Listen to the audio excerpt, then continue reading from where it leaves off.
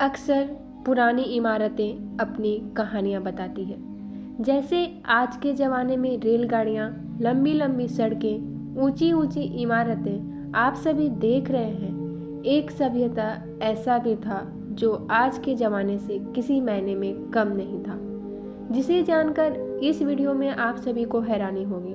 मैं बात कर रही हूँ आज से 4500 साल पहले सिंधु घाटी सभ्यता की, जिसे और भी कई नामों से जाना जाता है। सिंधु घाटी सभ्यता को सिंधु नदी के आसपास बसे होने के कारण ही सिंधु घाटी सभ्यता या सिंधु सभ्यता कहा जाता है।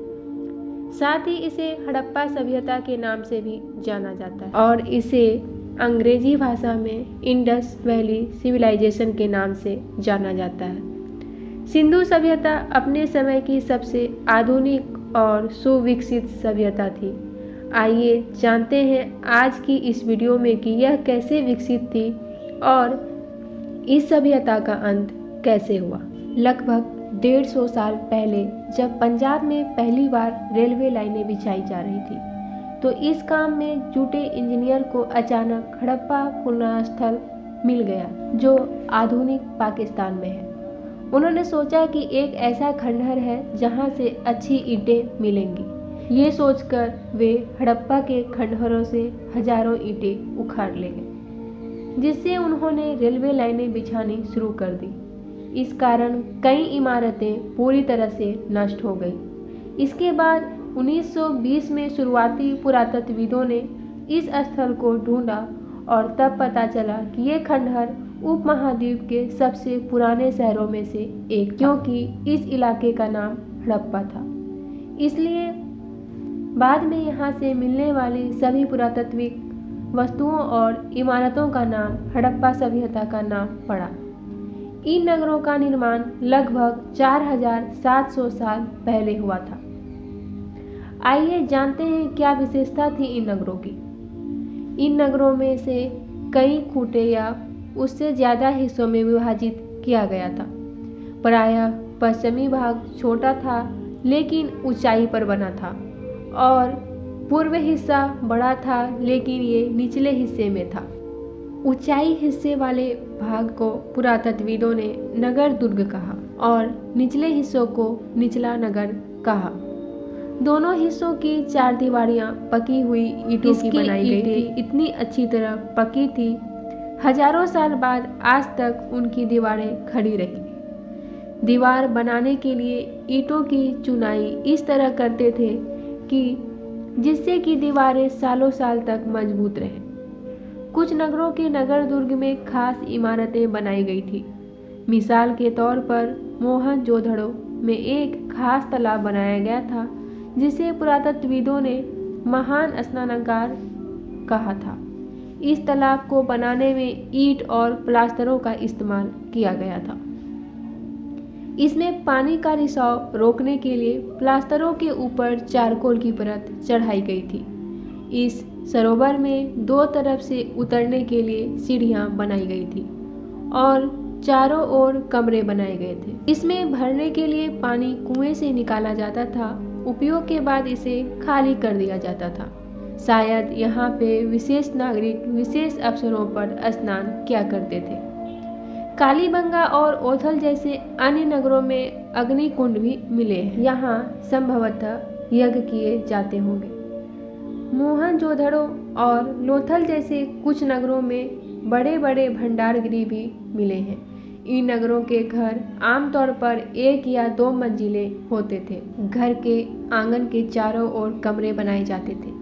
इसके अलावा अधिकांश घरों में अलग अलग स्नानागार भी होते थे और कुछ घरों में तो कुएं भी होते थे। कई नगरों में ढके हुए नाले थे।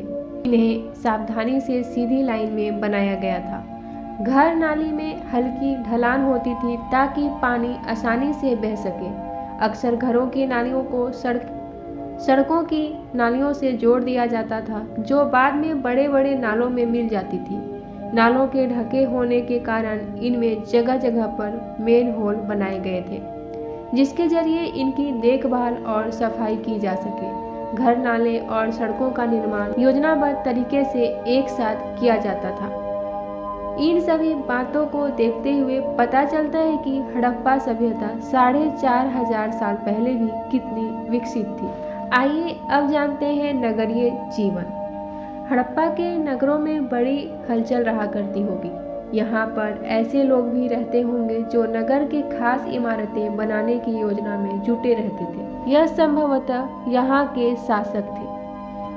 यह भी संभव है कि ये शासक लोगों को भेजकर दूर दूर धातु, बहुमूल्य पत्थर और अन्य उपयोगी चीजें मंगवाते थे। शायद शासक लोग खूबसूरत मन को तथा सोने चांदी से बने आभूषणों जैसे कीमती चीजों को अपने पास रखते होंगे। इन नगरों में लिपिक भी होते थे जो मोहरों पर तो लिखते ही थे और शायद अन्य चीज़ों पर भी लिखते होंगे जो बच नहीं पाई है।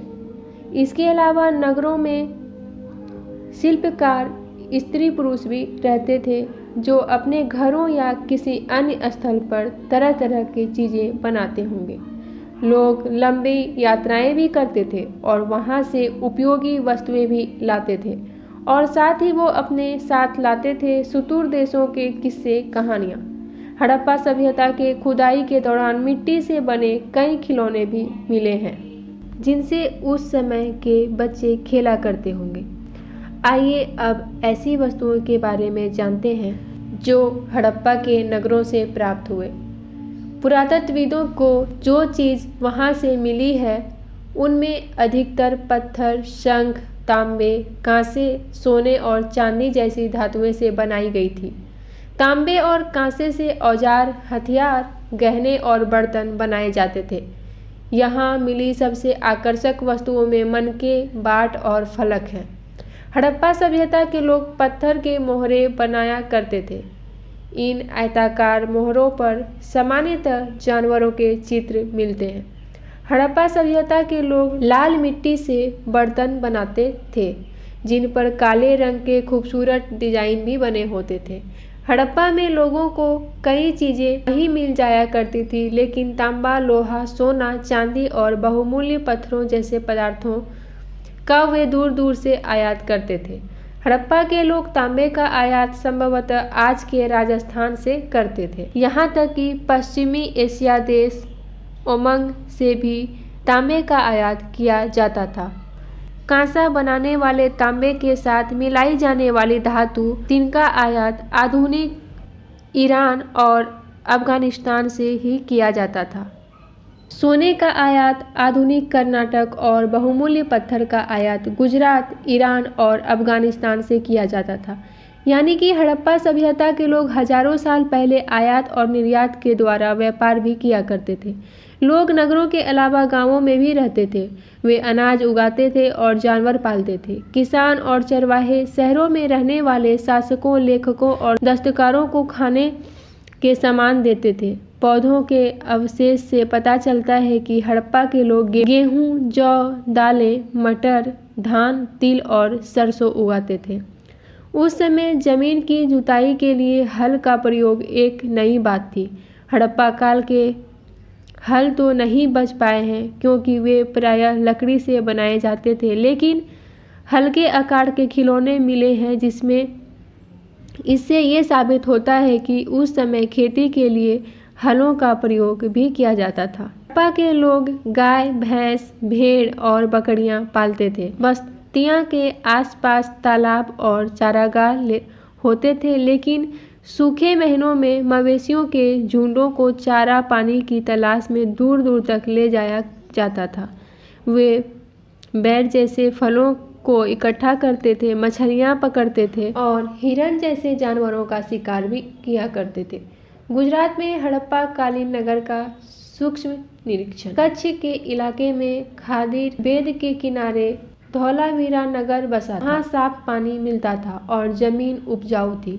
जहाँ हड़प्पा सभ्यता के कई नगर दो भागों में विभक्त थी, वहीं धौलावीरा नगर को 3 भागों में बांटा गया था। इसके हर हिस्से के चारों ओर पत्थर की ऊंची ऊंची इमारतें बनाई गई थी। इसके अंदर जाने के लिए बड़े बड़े प्रवेश द्वार थे। इस नगर में एक खुला मैदान भी था जहां सार्वजनिक कार्यक्रम आयोजित किए जाते थे। यहाँ मिले कुछ अवशेषों हड़प्पा लिपि के बड़े बड़े अक्षरों को पत्थरों में खोदा पाया गया है। इन अभिलेखों को संभवतः लकड़ी में जड़ा गया था। यह एक अनोखा अवशेष है क्योंकि आमतौर पर हड़प्पा के लेख मोहर जैसे छोटी वस्तुओं पर ही पाए जाते थे। गुजरात के खंभात के खाड़ी में मिलने वाली साबरमती के एक उपनदी के किनारे बसा लोथल नगर जैसे स्थान पर बसा था जहां कीमती पत्थर जैसा कच्चा माल आसानी से मिल जाता था। ये पत्थरों, शंखों और धातु से बनाई गई वस्तुओं को एक महत्वपूर्ण केंद्र था। इस नगर में एक भंडारगृह भी था। यहाँ पर एक इमारत भी मिली है। यहाँ संभवतः मनके बनाने का काम होता था। पत्थर के टुकड़े, आधे अधूरे मनके बनाने वाले उपकरण और पूरी तरह तैयार यहाँ मनके भी मिले हैं। हड़प्पा सभ्यता के अंत का रहस्य। आइए फ्रेंड्स, अब जानते हैं हड़प्पा सभ्यता का अंत कैसे हुआ। लगभग 4800 साल पहले एक बड़ा बदलाव देखने को मिलता है। अचानक लोगों ने नगरों को छोड़ दिया। लेखन, मोहर और बांटों का प्रयोग बंद हो गया। दूर दूर से कच्चे माल का आयात भी काफ़ी कम हो गया था। मोहनजोदड़ो में सड़कों पर कचरे के ढेर बनने लगे। जल निकास प्रणाली नष्ट हो गई और सड़कों पर ही झुग्गी-नुमा घर बनाए जाने लगे। आखिर ये सब क्यों हुआ? ये आज भी एक रहस्य है। कुछ विद्वानों का कहना है कि नदियाँ सूख गई थी। कुछ लोगों का कहना है कि जंगलों का विनाश हो गया था।